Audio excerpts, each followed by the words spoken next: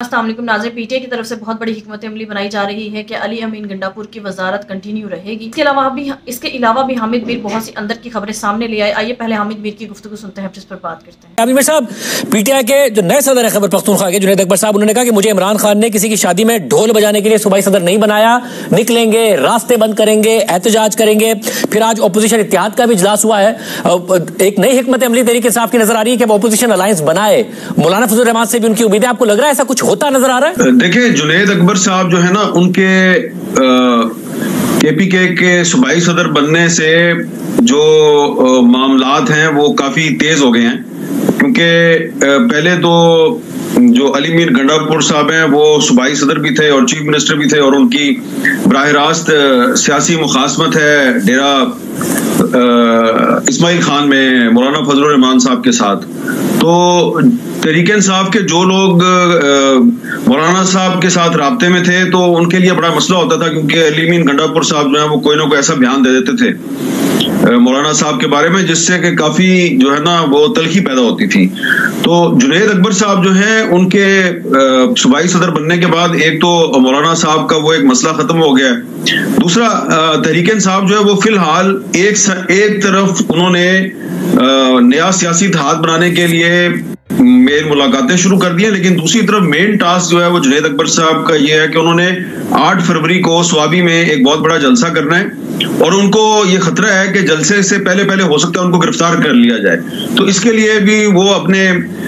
ساتھیوں کو انسٹرکشن دے رہے ہیں کہ اگر ان کو گرفتار کر لیا جاتا ہے تو پھر کون سی روڈ بند کرنی ہے۔ تحریک انصاف جو ہے وہ اب ایک بڑا ٹیسٹر جو ہے وہ 8 فروری کو کرے گی، اور اس کے بعد ان کی کوشش یہ ہوگی کہ یہ محمود خان اچکزئی صاحب کی سربراہی میں جو تحریک تحفظ آئین ہے، اس میں دیگر پارٹیوں کو شامل کر کے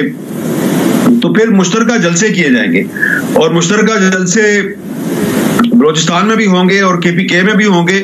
اور اس کے بعد پھر کراچی میں اور پھر پنجاب میں بھی۔ حامد صاحب، اس سب میں اب جب وہ پارٹی صدر بھی تھے خیبر پختونخوا کے علی امین گنڈاپور صاحب، اور وزیر اعلیٰ بھی تھے، تو ایک ایڈوانٹیج انہیں یہ تھا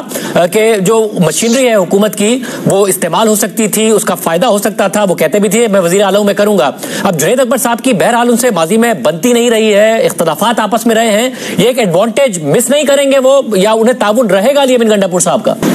دیکھیں، عمران خان صاحب نے 2-3 دن پہلے علی امین گنڈاپور صاحب کو ڈیرہ جیل بلایا تھا، اور ان کو یہ کہا کہ اب آپ کو جنید اکبر کے ساتھ چلنا ہے۔ جنید اکبر کو کہا کہ آپ کو علی امین گنڈاپور کے ساتھ چلنا ہے۔ تو اگر جنید اکبر صاحب جو ہیں وہ کوئی بڑا ایونٹ کر رہے ہیں سوابی میں، تو فی الحال تو انہوں نے اسلام آباد کی طرف نہیں آنا۔ تو یہ جو ان کا پہلا چیلنج ہے، یہ اس میں ان کو سرکاری مشینری کی اتنی ضرورت نہیں پڑے گی، کیونکہ وہاں پہ سوابی اسد قیصر صاحب کا حلقہ انتخاب ہے، وہ بھی تعاون کریں گے ان کے ساتھ، اور جنید اکبر صاحب کا تعلق تو ملک گنج سے ہے، لیکن وہاں سے بھی بڑی تعداد میں لوگ آ رہے ہیں۔ تو یہ ان کا ایک پاور شو ہوگا، اور اس پاور شو کے بعد جو ہے وہ جنید اکبر صاحب کے جو نے پچھلے 3-4 دن میں جو میٹنگز کی ہیں، اس کے بارے میں جو مجھے پتا چلا ہے وہ یہ ہے کہ وہ کہہ رہے ہیں کہ ٹھیک ہے، صوبائی حکومت بھی ہماری مدد کرے گی، لیکن ہمیں اپنا جو سیاسی جلسہ ہے، پارٹی کا جلسہ ہے، اس کے لیے فنڈز بھی خود جنریٹ کرنے ہیں اور وسائل بھی خود جنریٹ کرنے ہیں۔ تو ان کی کوشش ہوگی کہ صوبائی حکومت پر کم سے کم ڈیپینڈ کیا جائے، لیکن اس کے باوجود مجھے لگتا یہ ہے کہ علی امین گنڈاپور صاحب جو ہیں وہ ان کو کافی فیسیلیٹیٹ کریں گے، کیونکہ اب یہ ایک مشترکہ کاز ہے۔ اگر جنید اکبر صاحب جو ہیں وہ کامیاب نہیں ہوتے، اور جنید اکبر صاحب جو ہیں وہ اگر جا کے عمران خان صاحب کو بتا دیتے ہیں کہ بھئی مجھے علی امین گنڈاپور صاحب کی طرف سے حمایت نہیں مل رہی، تو مجھے اس بات میں کوئی شک نہیں ہے کہ اگلا ایکشن عمران خان صاحب کا یہ ہوگا کہ وہ علی امین گنڈاپور کو چیف منسٹرشپ سے فارغ کر دیں گے۔ تو اس لیے علی امین گنڈاپور صاحب جو ہیں وہ پوری کوشش کریں گے کہ جنید اکبر صاحب جو ہیں وہ کامیاب ہو جائیں، اور اگر جنید اکبر صاحب کامیاب نہیں ہوتے، خواہ اس میں علی امین گنڈاپور کا کوئی قصور نہ ہو، لیکن برڈن جو ہے وہ علی امین گنڈاپور پہ ہی آئے گا۔ اچھا، اور ساتھ میں حکومت ایسا لگ رہا ہے کہ سیاسی محاذ تو ایک طرف ہے،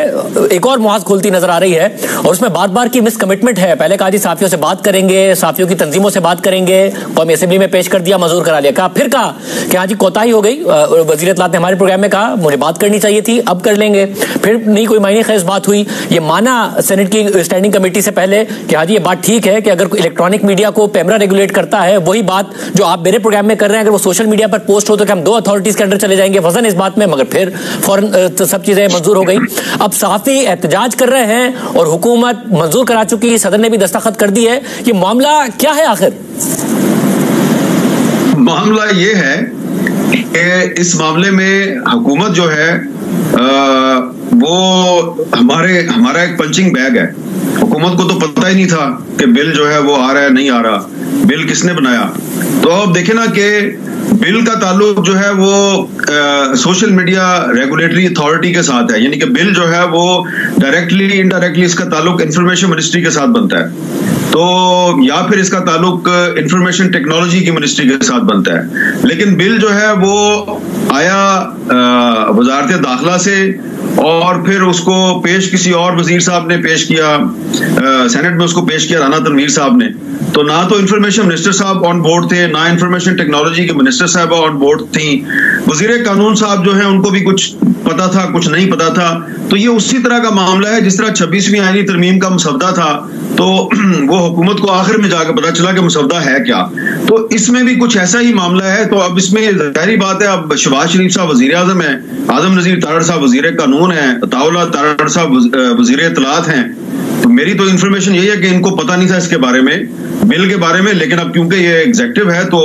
رسپانسبلٹی تو ان کو لینی پڑے گی اور وہ لے رہے ہیں اس کی. ناظرین، حامد میر کے مطابق پی ٹی آئی کی طرف سے بہت اچھی حکمت عملی بنائی جا رہی ہے اور اسی وجہ سے عمران خان نے بہت سارے عہدوں پر تبدیلیاں بھی کی ہیں اور اب پی ٹی آئی والے پورے زور و شور سے ایک تحریک چلانے جا رہے ہیں اور اسی وجہ سے اب حکومت بھی اس پر گھبرائی ہوئی ہے. عمران خان کی طرف سے بڑی اچھی حکمت عملی بنائی جا رہی ہے کیونکہ انہیں کسی بھی تحریک پر یا اس طرح کے معاملے میں گرفتار کر لیا جاتا تو پھر اس پر انہوں نے کیا اقدامات اٹھانے ہیں. لیکن ناظرین، حامد میر کے مطابق اگر پی ٹی آئی کی طرف سے بنائی جانے والی یہ حکمت عملی کامیاب نہ ہوئی تو بہت سے لوگوں کے منصب اور عہدے خطرے میں پڑ جائیں گے، جیسے کہ علی امین گنڈا پور کی وزارت اعلیٰ اور اس کے علاوہ بھی پی ٹی آئی کے دوسرے عہدیداران کے منصب بھی ان سب میں شامل ہیں. ناظرین، جو اس وقت ملک کے حالات جا رہے ہیں، جس طرح کے کالے قانون بنائے جا رہے ہیں، جو اس وقت اس ملک کی معیشت کا حال کر دیا گیا ہے اور جو سیاسی اور معاشی طور پر اس وقت اس ملک کے حالات ہیں، سیاسی، معاشی اور معاشرتی طور پر انسٹیبلٹی کا شکار ہے. یورپین یونین کے ساتھ کیے گئے معاہدے G S P plus status review میں ہے اور جعلی مینڈیٹ پر آئی حکومت کے گھبرانے کی ایک اور وجہ یہ بھی ہے کہ اگر پی ٹی آئی کی طرف سے بنائی گئی یہ حکمت عملی اور یہ تحریک کامیاب ہو گئی تو پھر ان کی طرف سے یہ جعلی مینڈیٹ پر بنائی گئی حکومت بھی نہیں ٹک سکے گی. اب جو بائیڈن کی بھی امریکہ کی طرف سے انہیں حمایت حاصل نہیں ہے. اس وقت ڈونلڈ ٹرمپ امریکہ کے صدر بن چکے ہیں اور انہیں جو امریکہ کی طرف سے سپورٹ حاصل تھی وہ بھی ختم ہو چکی ہے. ایسی سپورٹ جس میں ہر طرح کے ظلم و ستم، قتل و غارت اور ہر طرح کی انسانی حقوق کی پامالی تک بات پہنچی.